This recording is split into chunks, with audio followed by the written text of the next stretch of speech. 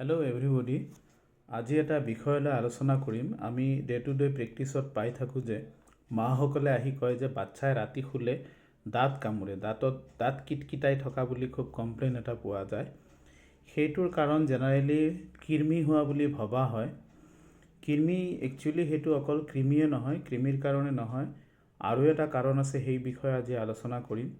কৃমিৰ ঔষধ যিটো পিৰিয়ডিকেলি খুৱাব লাগে সেইটো খুৱাই থাকিব, কিন্তু অকল কৃমিৰ কাৰণে নহয়।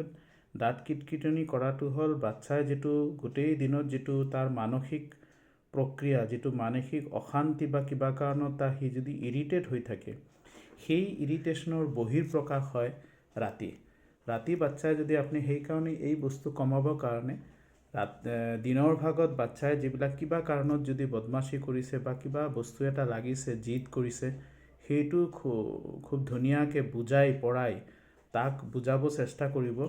জধাই মধাই গালি পাৰি নাথাকিব আৰু কেতিয়াও নামাৰিব। আৰু যদি আপুনি সেই তাক যদি গালি পাৰি থাকে বা কিবা কিবি কৰি থাকে, সি হয়তো বা আপোনাৰ পিটনৰ ভয়ত আপোনাক সেইটো তেতিয়া একো নকয়, কিন্তু ৰাতি তাৰ বহিঃপ্ৰকাশ, ৰাতি তেতিয়া সেই তাৰ দাঁত কিটকিটনিৰ জৰিয়তে সেই তাৰ প্ৰটেষ্ট কৰিব।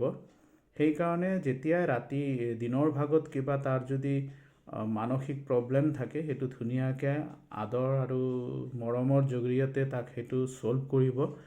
আৰু এটা বস্তু যে ৰাতি যেতিয়া শুব যাব, তেতিয়া তাক শোৱাৰ প্ৰাকমুহূৰ্ততো যাতে আনন্দময় হয় সেইটো আপুনি চিন্তা কৰিব।